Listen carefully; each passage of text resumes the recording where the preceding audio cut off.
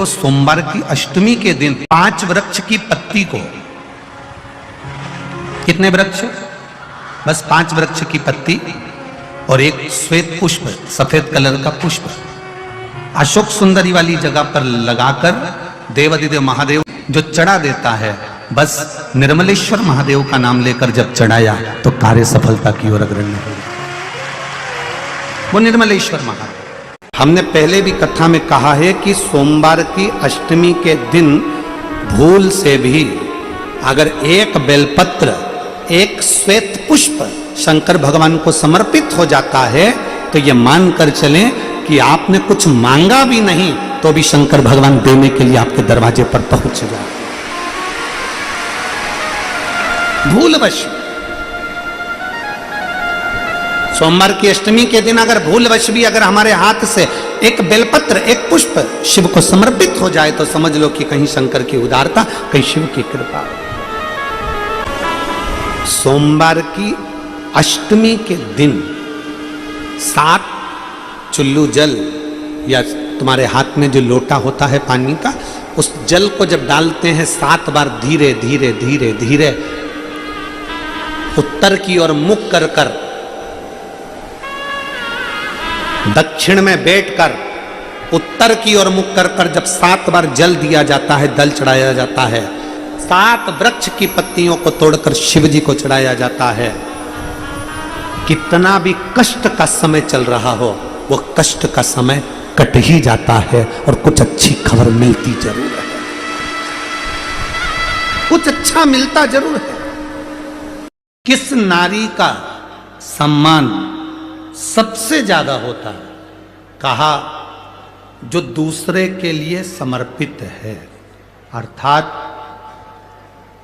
कोई आ गया भूखा, भोजन करा दिया, प्यासा आया पानी पिला दिया, बहन बेटी आ गई उनका आदर कर दिया, सम्मान कर दिया, सत्कार कर दिया, कुछ मिलता है उससे। घर में अगर कोई व्यक्ति बीमार पड़ा है, घुटने दुख रहे हो, कमर दुख रही हो, पीठ दुख रही हो, कंधा दुख रहा हो, सिर दुखता रहता हो, आंखों में जलन रहती हो, कोई भी तकलीफ रहती हो, तो सीधी सीधी शिव पुराण कहती है सोमवार के दिन की अष्टमी।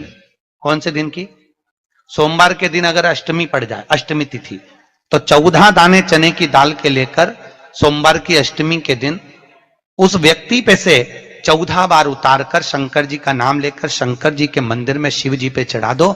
उस व्यक्ति को शारीरिक कष्ट। सोमवार की अष्टमी के दिन भगवान शंकर को बेलपत्र समर्पित जरूर करना चाहिए, वो भी शाम के समय पर। आप लोग तो जानते होंगे शंकर को बेलपत्र चढ़ाने से किस किस चीज की प्राप्ति होती है, किस किस चीज की प्राप्ति? शिव महापुराण की कथा कहती है एक बेलपत्र यदि शिव को समर्पित करा जाता है तो रिद्धि तुम्हारे घर में प्रवेश कर जाती है। दूसरा बेलपत्र जब हम समर्पित करते हैं तो सिद्धि तुम्हारे घर में प्रवेश कर जाती है। तीसरा बेलपत्र यदि हम समर्पित करते हैं तो श्री गणेश हमारे घर में प्रवेश कर जाते हैं। चौथा बेलपत्र यदि हम समर्पित करते हैं तो भगवान नारायण लक्ष्मी को लेकर हमारे घर में प्रवेश कर जाते हैं। और 5वां बेलपत्र जब हम समर्पित करते हैं तो भगवान शंकर गोरा जी के साथ तुम्हारे घर में प्रवेश कर जाते हैं। 5 बेलपत्र ही जीवन का सुख प्रदान कर देते हैं। छत का मतलब है कि बाबा मेरी दिनों दिन उन्नति करना। बेलपत्री के वृक्ष के नीचे जो अक्षत रखा जाता है वो उन्नति के लिए रखा जाता है। शंकर के शिवलिंग पर जो अक्षत रखा जाता है वो रोग मुक्ति के लिए रखा जाता है। अशोक सुंदरी पर जो अक्षत रखा जाता है वो संतान प्राप्ति के लिए रखा जाता है। षडानंद कार्तिकेय की ओर जो अक्षत रखा जाता है वो हमारे बच्चों की सुख समृद्धि के लिए रखा जाता है। विनायक की ओर, गणेश जी की ओर जो अक्षत रखा जाता है वो हमारे घर में कोई मंगल कार्य आ जाए उसके लिए रखा जाता है। और जो पीठिका होती है जिसपे शिवलिंग रखा होता है, पार्वती जी का हस्तकमल, उस पर अक्षत रखा जाता है तो नारी के अखंड सौभाग्य के लिए रखा जाता है। अक्षत रखने का भी तरीका है कि सोमवार की जो अष्टमी होती है शंकर और पार्वती के मिलन का दिन होता है। साल भर में लगभग 4 या 5 सोमवार की अष्टमी पड़ती है, इससे ज्यादा नहीं पड़ती। अगर घर में संपदा लक्ष्मी नहीं आ रही हो, व्यापार व्यवसाय नहीं चल रहा हो, नौकरी सर्विस नहीं मिल रही हो, बहुत तकलीफ हो, 7 बेलपत्री केसर को घिसकर चंदन बनाकर बेलपत्री पर बीच वाली पत्ती पर ओम लिखना है। दोनों पत्तियों पर भी एक आद्यशक्ति जगदम्बा के नाम की केसर की बिंदी लगाना है, दूसरे में श्री गणेश रिद्धि सिद्धि के नाम की बिंदी लगाना है। शिव जी पर समर्पित करते जाना, शंकर को चढ़ाते जा। सोमवार की अष्टमी के दिन भगवान शंकर को बेलपत्र समर्पित जरूर करना चाहिए, वो भी शाम के समय पर। शिव और पार्वती के मिलन का दिन होता है सोमवार की अष्टमी।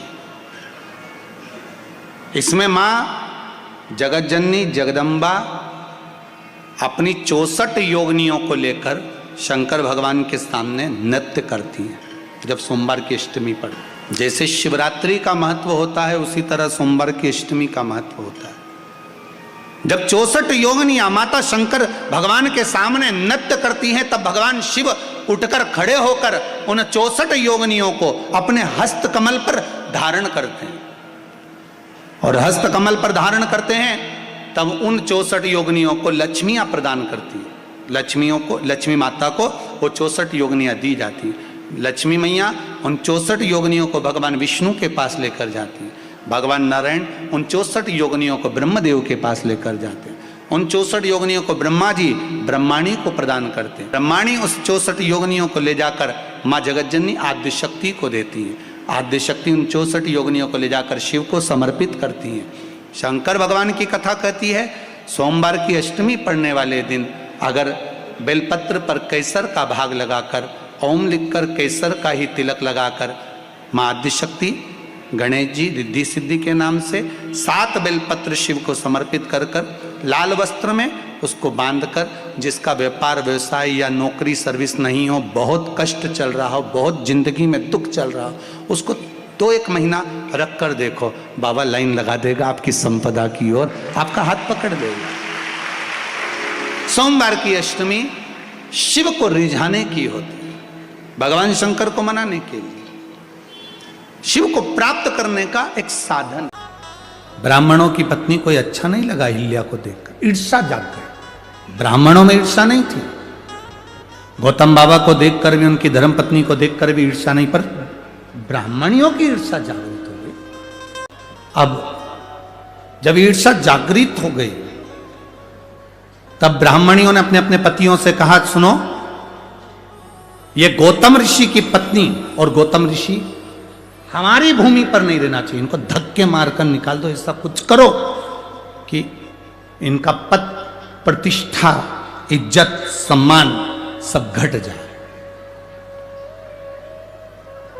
कुछ ऐसा करो कि इनकी पद प्रतिष्ठा इज्जत मान सम्मान कुछ घट जाए, करो कुछ ऐसा। अब क्या करा जाए ऐसा कि पद प्रतिष्ठा इज्जत सम्मान चले जाए? तो ब्राह्मणों ने भगवान श्री गणेश जी महाराज का आवाहन किया। गणेश जी महाराज का आवाहन कर कर गणेश जी की स्मरण पूजन करी। स्मरण पूजन कर कर गणेश जी महाराज प्रकट हो गए। गणेश जी ने कहा मांगो ब्राह्मणों, तुम्हें क्या चाहिए? ब्राह्मणों ने कहा बस एक काम कर दो कि ये गौतम बाबा के ऊपर गौ हत्या का दोष लग जाए, ऐसा कुछ कर दो। गणेश जी ने पूछा कि ये बताओ कि गौतम ऋषि ने तुम्हारा बिगाड़ा क्या? गौतम ऋषि ने क्या कह दिया? गौतम ऋषि ने शब्द कह दिया, गौतम ऋषि ने गाली दे दी, गौतम ऋषि ने अपशब्द कह दिया, या माँ अहिल्या ने कोई अपशब्द कह दिया, या ताना दे दिया हो, या अपशब्द कह दिया हो, या आड़ी टेढ़ी बात कह दी हो, तो बात दूसरी। ना तो गौतम ऋषि कुछ बोले हैं, ना माँ अहिल्या कुछ बोली हैं, फिर क्यों ये गौतम ऋषि पर अपशब्द कहना? केवल ब्राह्मण की धर्म पत्नियों का ये विचार नहीं था। आज के समय में कई लोग ऐसे भी हैं जो किसी को पहचानते नहीं, मोबाइल पर किसी ने बस एक कमेंट्स कर दिया कि ये बेकार है, और लोगों ना जाने ना पहचाने अंदर इतनी ईर्ष्या भरी रहती है कि उसमें लोग बेकार बेकार गालियां अपशब्द ताने आड़ा टेढ़ा कहना प्रारंभ कर देते। शिव महापुराण की कथा कहती है जब तक आप किसी से मिले ना, जब तक आप किसी को देखें ना, जब तक आप उससे बात ना करें, जब आप एक बार भी मिले नहीं, देखा नहीं, ना जान, ना पहचान, ना कभी कोई संबंध, ना कोई विचार, ना कभी भोजन, ना कभी पानी, कभी मिले ही नहीं, और उसने कह दिया कि बेकार, और आपने बेकार कहना चालू कर दिया। ये 4 जगह ऐसी है जहां पर यदि आपका अपमान हो जाए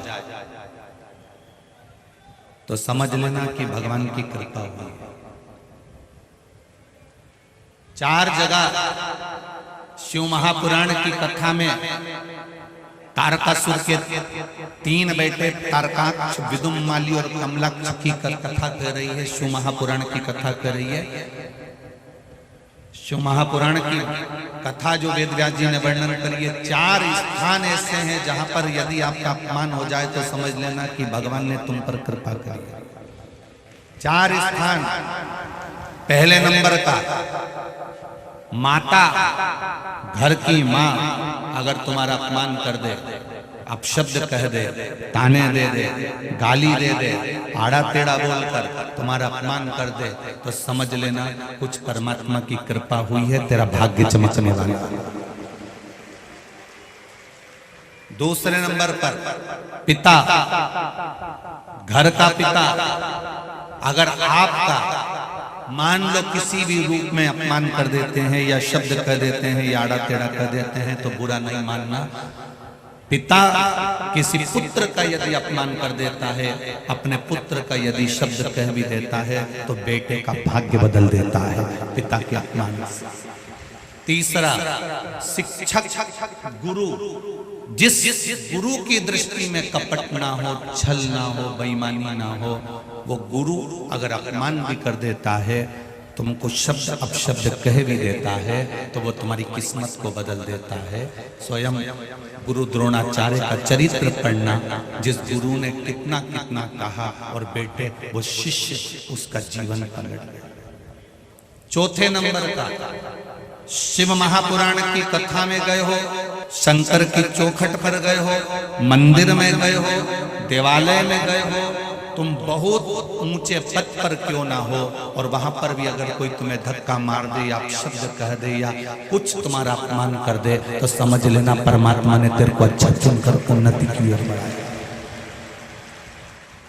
शिव महापुराण में 4 स्थान बताए हैं जहां पर यदि आपका अपमान हो जाए, आपको अपशब्द कह दिया जाए, ताने दे दिए जाए, आड़ा टेढ़ा भी कह दिया जाए, तो समझ लेना कि कुछ हमारा पुण्य उदय हुआ होगा, इसलिए परमात्मा ने ये लीला रची है। सम्मान दुनिया देती है, सम्मान कौन देता है? जम के बोलो जरा। दुनिया देती है। घर के लोग सम्मान देंगे, परिवार वाले सम्मान देंगे, रिश्तेदार सम्मान देंगे, कुटुंब वाले सम्मान देंगे, समाज वाले सम्मान देंगे। अच्छा काम करोगे तो दुनिया के लोग सम्मान देंगे। सम्मान दुनिया के लोग देते हैं और अपमान मेरा महादेव देता है खुद जान। क्यों देता है? प्रसंग तुम्हारे भीतर भी एक प्रश्न जागृत होना चाहिए कि महादेव अपमान क्यों देता है, उसका कारण क्या है? क्या कारण?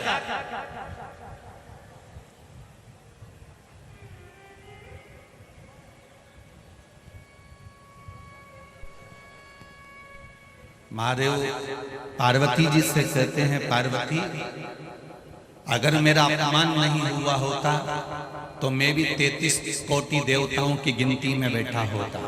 मेरा जगह जगह अपमान हुआ, इसलिए मैं देवों का भी देव महादेव बनकर बैठा।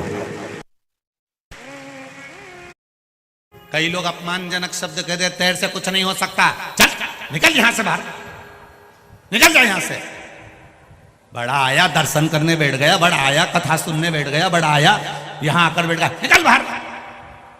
ये अपमान के शब्द कभी कभी महादेव निकलवाते हैं। क्यों निकलवाते हैं? जब तेरे भीतर इस अपमान से थोड़ी सी भी ज्वाला जगेगी तो तुझे लगेगा कि अब एक बार मैं भी शिव पुराण की कथा करवाऊंगा, एक बार मैं भी शंकर के मंदिर जाऊंगा। उठा रहा है, प्रकट कर रहा है। तो हो जाए 4 स्थान पर अगर कोई अपमान भी कर दे, माँ भी अपने बेटे को अपशब्द कह दे, पिता अपने बच्चे को अपशब्द कह दे, कोई सदगुरु तुम्हारा गुरु कोई सदगुरु भी अगर अपशब्द कह दे और तुम्हारा अपमान कर दे, और शिव महापुराण की कथा हो, चाहे मेरे भोलेनाथ मेरे बाबा का धाम हो, उसकी चौखट कोई मंदिर कोई देवालय हो, चलेगा। दुनिया के सताए लोग यहाँ सीने से लगाए जाते हैं, दरबार में भोले बाबा के दुख दर्द मिटाए जाते हैं। तुम्हारी मर्जी पड़े जहाँ चले जाओ, सब जगह लाइन से दर्शन होते हैं, सब जगह लाइन से लोग पहुँचते हैं। एक उज्जैन का महाकाल और एक नाथद्वारा का श्री जी बाबा बिना लाइन के दर्शन देता है, धक्के में निकाल देता है। दोनों से पूछा गया, नाथद्वारा के श्री जी बाबा से भी पूछा गया और उज्जैन के महाकाल से भी पूछा गया कि तुम्हारे दरवाजे पर भक्त दर्शन करने आता है, धक्का खाकर जाता है, आपको बुरा नहीं लगता? देवादिदेव महादेव ने और नाथद्वारा के श्री जी बाबा ने कहा, जो मेरे दरवाजे का धक्का खा लेता है फिर वो दुनिया के धक्के नहीं खा पाता। सोमवार के अष्टमी के दिन अशोक सुंदरी वाली जगह, सबको मालूम है ना अशोक सुंदरी की जगह? अशोक सुंदरी वाली जगह पर 7 हल्दी की बिंदी रख दी जाए, लड़का लड़की जिसका विवाह नहीं हुआ उसका हाथ रख दिया जाए, और वही हाथ के छापे पीपल के वृक्ष पर 5 लगा दिए जाएं। महाराज 3 महीने में उसका विवाह पक्का हो जाता है। सोमवार की अष्टमी का इतना भाव है। महापुराण की कथा एक बड़ी सुंदर बात कहती है कि सोने का जो डब्बा होता है, थोड़ा ध्यान देंगे आप लोग तो आपके स्मरण में आ जाएगा। जिस डब्बी में आप सोने की अंगूठी रखते हो, जिस डब्बी में आप सोने की लौंग रखते हो, जिस डब्बी में सोने का कोई सामान रखते हो, उसमें चांदी नहीं रखी जाती। किस किस ने सुन रखा है? कभी सुना होगा, आप लोगों के स्मरण में होगा कि सोने की जो डब्बी होती है उसमें चांदी नहीं रखते, मतलब चांदी के साथ सोना नहीं रखा जाता। सोने के साथ चांदी नहीं रखी जाती, चांदी के साथ सोना नहीं रखा जाता। अगर किसी ने सुना होगा, आप लोगों में से कितने लोगों ने सुना है? जरा हाथ उठाओ, जरा सुना है ना सब? अब वो प्रसंग जो हमारी आप लोगों की दादी सास कहती थी, सास कहती थी, आपके बुजुर्ग कहते थे कि सोने के साथ चांदी मत रखो, चांदी के साथ सोना मत रखो, कभी उसका प्रसंग अपने दिमाग में लिया कि ये प्रसंग कहां से आया? तो ये प्रसंग अगर कोई तुमसे पूछे तो आप उत्तर दे सकते हो। तारकासुर के 3 पुत्र की 3 पुरियां सोना, चांदी और लोहे की थी।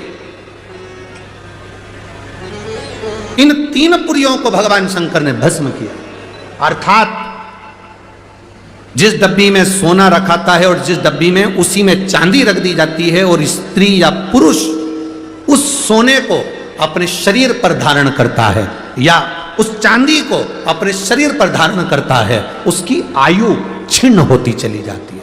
कई लोग कहते हैं इनकी तो उम्र अच्छी थी, फिर ये ऐसा क्यों हुआ? जरूर सोने की डब्बी में चांदी अगर रखी गई है तो उसमें उस चांदी की चीज को महिला ने अपने पैर में पहन लिया, बिछुड़ी पहन ली, अंगूठी चांदी की पहन ली, उसमें सोना भी था, वो सोना पति ने पहन लिया, तो उसमें आयु की क्षीणता हो। डब्बी खाली है, उसमें सोना रखा है, मना नहीं। डब्बी खाली है, उसमें चांदी रखी है, मना नहीं।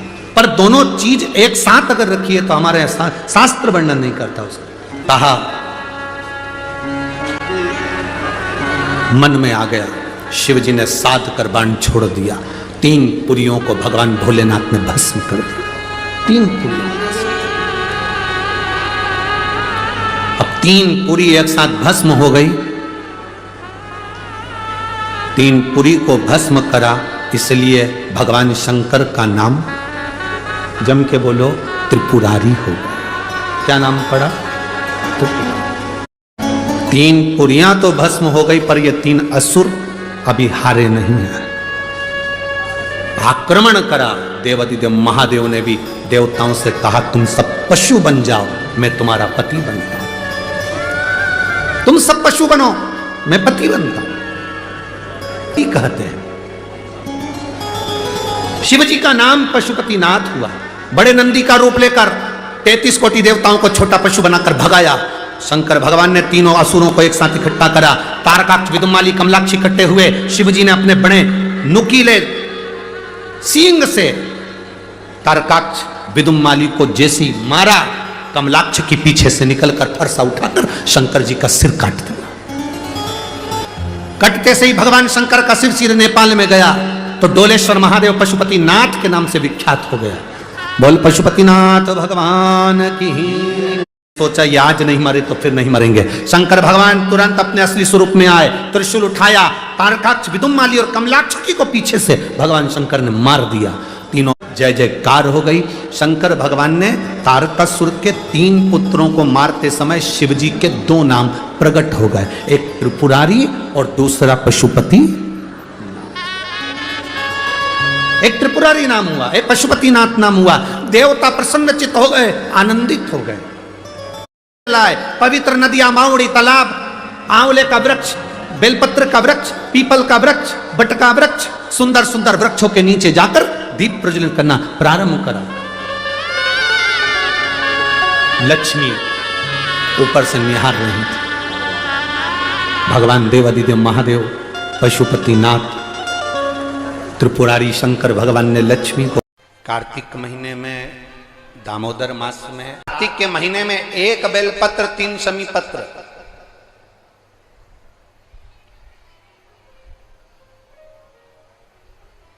कार्तिक के महीने की दोनों अष्टमी में से किसी भी अष्टमी पर,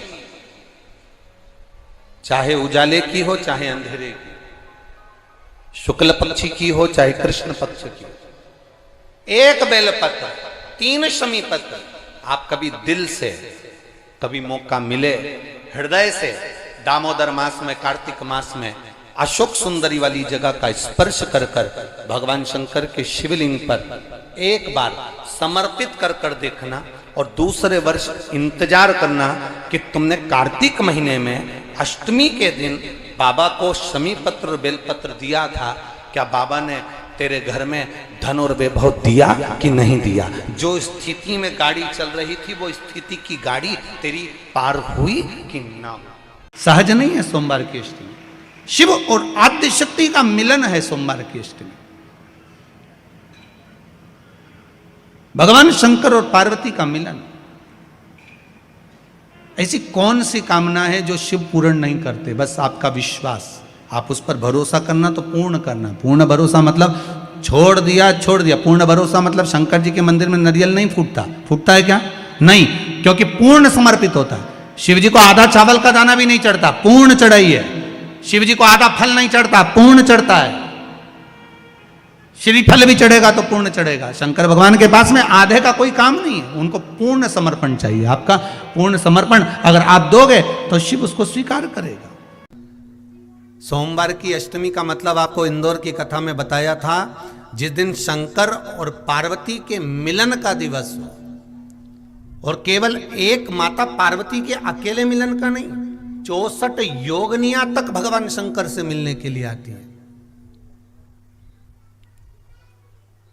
सोमवार की अष्टमी के दिन भगवान शंकर के मंदिर में आकर शिव जी के सम्मुख में बैठकर उस जलाधारी के नजदीक में जहां शंकर जी का शिवलिंग होता है, उस जलाधारी के पास में उस दिन केवल पार्वती जी का हस्त कमल नहीं होता, स्वयं मां जगतजननी अपने कामन रूप में 64 योगनियां और शक्तियां सारी की सारी आकर उस जलाधारी के पास में विराजमान हो जाती हैं। और शंकर जी पे जो जल चढ़ता है वो देवियां ग्रहण कर कर शिव को अपना आनंद सुख प्रदान करती हैं। इसलिए कहते सोमवार की अष्टमी का महत्व बड़ा है, बहुत प्रबल।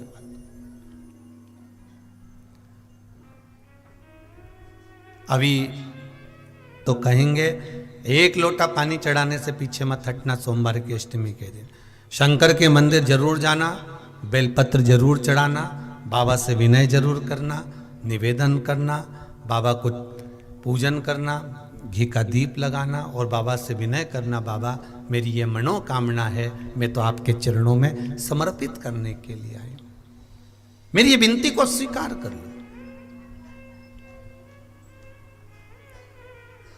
अगर मौका लगे और सोमवार की अष्टमी पड़ जाए क्या पड़ जाए सोमवार की?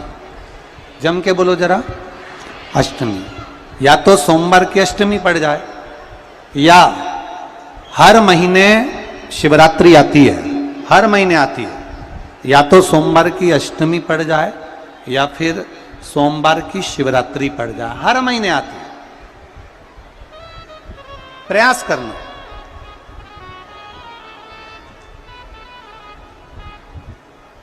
कहीं से देसी गाय का दूध मिल जाए, थोड़ा सा दूध देसी गाय का मिल जाए, थोड़ा सा दूध।